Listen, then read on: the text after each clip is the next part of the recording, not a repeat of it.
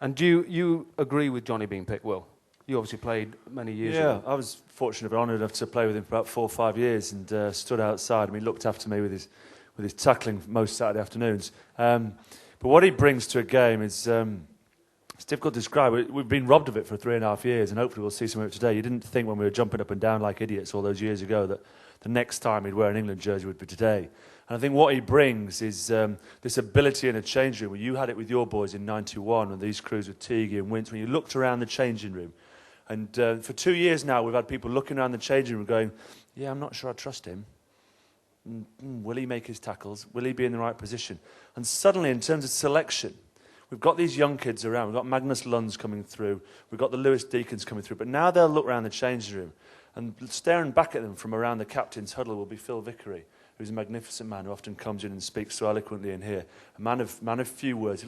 Like Jono, he doesn't need to say a lot, but sends massive signals to the rest of his squad. You've got Jason Robinson, perhaps not in the form of his life, but again, people will go, crikey, just think about where he's done. I'd love to be on the same field as Andy Farrell and Jonny Wilkinson, and suddenly, okay, maybe some of these guys aren't in the absolute form of their lives, but perhaps he's gone, actually, let's rebuild the squad from within. Let's get that environment going, whereby we'll go and actually we'll start to believe that we don't want to swap one of theirs in their changing room for one of ours in ours. And and I think that's what he's building to. I know we've talked about, the Irons mentioned Scotland and Italy.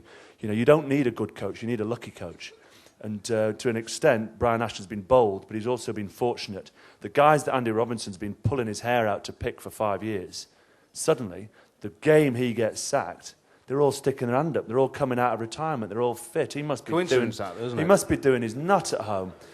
So not only has Brian Ashton been able to pick these guys, but I've forgotten what I was going to say then. It would have been interesting if it was following on from the rest. Yeah. Shit. Nice jacket. Can I... Dowie. What was I talking about? Andy Farrell. You're a northern lad. Andy Farrell. He'll come. No, you've got plenty of time.